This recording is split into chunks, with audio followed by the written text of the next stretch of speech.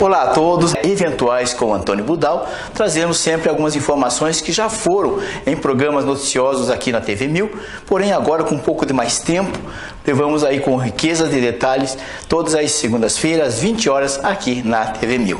Noite de quinta-feira, 14, grande público compareceram e aguardavam no Salão do Clube Aliança o início da 21ª Conferência Estadual Espírita. A entrada, então, dos dois importantes conferencistas de renome internacional para participar dessa 21ª Conferência Estadual da Espírita aqui no Clube Aliança. Sob o tema Nascer, Morrer, Renascer ainda e Progredir sem cessar, tal é a lei, conferencistas renomados, juiz doutor Alessandro Viana de Paula. A Federação Espírita do Paraná é modelo para todo o Brasil. Essa divisão de URIs que nós temos acompanhado facilita muito a gestão do movimento espírita, essa proximidade da federação com as URIs. Então estou conhecendo aqui pela primeira vez a União da Vitória e para mim é uma alegria poder estar com o movimento espírita desta região. Como vai ser sua participação nessa 21ª Conferência Estadual da Doutrina Espírita aqui em União da Vitória, Porto Nelo? Ontem fizemos uma conferência em Guarapuava, iniciando a conferência no interior. Hoje estamos aqui em União da Vitória, abordando o tema central, que está na lápide de Kardec, nascer, morrer, renascer, ainda progredir sempre, tal é a lei. E hoje o nosso foco vai girar em torno da morte, a nossa educação, o nosso devido preparo moral e espiritual para a desencarnação, que ela é fatal, acontece com todos, então temos que nos preparar para isso. Aproveitando sua estadia aqui, mais uma pergunta importante: qual a referência que o senhor faz, ou ligação, ou vínculo de ensinamentos de Kardec, as codificações, com o nosso psicografia Chico Xavier? Sim, Kardec deixou a base, o Pentateuco de Kardec, a codificação espírita, e ele próprio diz na Revista Espírita que a tarefa não estava finalizada, que ela seria complementada. E as obras de Chico vieram com essa proposta de complementar, aprimorar alguns pontos que Kardec não teve tempo. Mas a obra de Chico ela é sempre fiel às bases de Kardec, às diretrizes do Espiritismo. Então Chico veio complementar pontos que Kardec não teve tempo de tratar com mais profundidade. E para finalizar, o que o senhor pode dizer ou lamentar pessoas que não perceberam a importância da doutrina espírita, não perceberam que realmente existe um mundo material e um mundo espiritual? Cada um tem o seu tempo. A doutrina espírita não faz proselitismo, não impõe nada a ninguém. Vimos o nosso querido Raul falar que o espiritismo é um dos caminhos para Deus, mas a ciência avança. A criatura humana avança, o pensamento avança, e vemos que a ideia espiritualista, a crença no espírito, na sobrevivência do espírito após a morte, cresce muito. Faz parte das religiões, porque as religiões são espiritualistas, O espiritismo traz alguns pontos diferentes, a reencarnação e etc. Mas nós percebemos esse movimento de a ideia espiritualista crescendo no mundo. Isso segue um cronograma, este momento de transição do planeta. Então a nossa visão é de muito otimismo. Há muita coisa boa acontecendo no mundo. Obrigado, sucesso, bem-vindo a Porto União da Vitória. Muito obrigado. Bem como o conhecidíssimo Raul Teixeira. Quanto tempo o senhor já milita com a doutrina espírita, principalmente como conferencista? 51 anos. Resumidamente, o tempo é curto, o que dizer da importância da doutrina espírita? Muitas pessoas que inclusive não entendem e deveriam correr atrás desses maravilhosos ensinamentos. Todos devem aprender na fonte do Kardec. A doutrina espírita é um caminho a mais para Deus. É com muita alegria que nós estamos participando desta conferência no interior. Tenho tido a feliz oportunidade, a convite da Federativa do Paraná, de desde 2013 participar dessa iniciativa feliz da Conferência Estadual, que sempre se inicia no interior e culmina no Expo Trade, com o evento principal. Tivemos a oportunidade ao longo desses anos de conhecer o movimento espírita de muitas regiões do Paraná, e para nós hoje é novamente uma alegria estarmos conhecendo o movimento espírita da 15ª região, União da Vitória, nessa parceria com Porto União. É tão bonito quando nós encontramos essas parcerias, essas proximidades, esta união dentro do movimento espírita, que acaba culminando num evento desta envergadura espiritual. Tenho também acompanhado nesses anos os temas que a Federativa do Paraná sempre escolhe, certamente inspirada pela espiritualidade superior.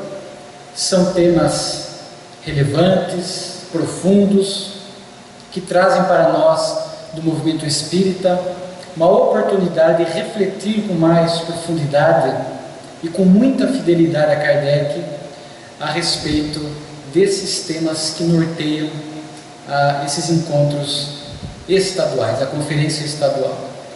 Desta feita não foi diferente. A frase já exibida, nascer, morrer, renascer ainda, progredir sem cessar, esta é a lei, é uma frase que está no túmulo do nobre codificador Allan Kardec, mas uma frase, segundo o biógrafo Marcel Sotomayor, numa obra a respeito de Allan Kardec, é uma frase de autoria de um escritor alemão, Goethe, consta de uma de suas obras, As Afinidades Eletivas, de 1809, e certamente porque muito bem sintetiza o pensamento espírita, foi inserida no túmulo de Allan Kardec. É uma frase que nos propicia muitas reflexões. Nós poderíamos nesta noite adotar diversas abordagens. Nascer, nós poderíamos falar dessa vinda do espírito para o cenário físico, os preparativos no mundo espiritual, a expectativa que há quando o espírito se prepara para a vinda ao cenário físico, com essa proposta de crescimento. Nós poderíamos falar do renascer, que nos remete à lei divina da reencarnação. Progredir sem cessar foi o tema que nós abordamos ontem, exploramos mais este tema da lei do progresso na cidade de Guarapuava, mas nesta noite em particular nós optamos por desenvolver o verbo morrer, porque nós percebemos que é um tema muito pouco tratado, é um tema que causa muito desconforto, muitas vezes até para alguns espíritas. Nós sabemos que a morte do corpo físico é um fenômeno biológico inevitável. A matéria perece, a matéria se desgasta, milhões de hemácias morrem diariamente, células que vão morrendo e se renovando neste ciclo aproximado de a cada 7 anos, demonstram para nós que não há como burlar esta lei da vida material, a morte, a desencarnação. Por isso é um tema sempre muito importante, embora hajam pessoas que ainda tentam burlar essa questão da morte. Há muitos indivíduos que trazem, diz a benfeitora Joana de Ângeles em alguma de suas obras, este conflito atávico, este medo de morrer. Embora saibamos que nós, espíritos imortais, nesse nascer, morrer e renascer ainda, quantas vezes já deixamos a matéria, voltamos à nossa vida espiritual, à nossa vida natural, voltamos ao corpo físico, à vida espiritual, neste ciclo reencarnatório, para que possamos fazer brilhar a nossa luz. Mas em que pese essas experiências de ir e vir, acumuladas na intimidade do espírito, nós vemos ainda pessoas que trazem este conflito do medo de morrer. É natural que o medo de morrer ele decorra do instinto de preservação da vida. Não é de se esperar que o indivíduo, em qualquer circunstância, deixasse o corpo físico, perecesse, se entregasse à morte diante dos mínimos desafios. Então este instinto trabalha para que a criatura humana busque, proteja a própria vida. Embora em alguns momentos, alguns indivíduos apresentem algumas conturbações, aturdimentos nesse tópico em particular. E muitas vezes acabam buscando o suicídio como fuga dos seus problemas da alma. Mas nós vamos percebendo então que este tema merece sim alguma consideração. Este medo de morrer que leva as pessoas a terem outros tipos de medos. Joana de Ângeles vai nos falando do medo de envelhecer, porque em tese nos aproxima da desencarnação, o medo de adoecer, porque às vezes a doença, conforme a sua gravidade, também pode nos propiciar a desencarnação, o medo da pobreza, que muitas vezes por falta de carência, por carência de recursos materiais, nos torna mais sujeitos à morte, à desencarnação. Então ela vai abordando nessa linguagem psicológica, muito fiel à veneranda doutrina espírita, como é que nós encontramos então no cenário físico, pessoas que vão apresentando este medo exagerado da morte.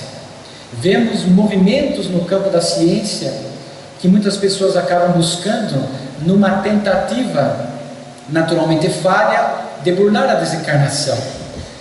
Se fala no meio científico a respeito da criogenia, quando algumas técnicas propõem o congelamento do corpo físico para que mais adiante, com o avançar da ciência, acredita-se que possa trazer de novo a vida àquele corpo físico que morreu.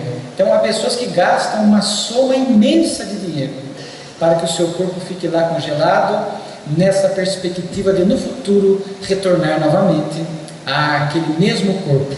O que nós sabemos é impossível.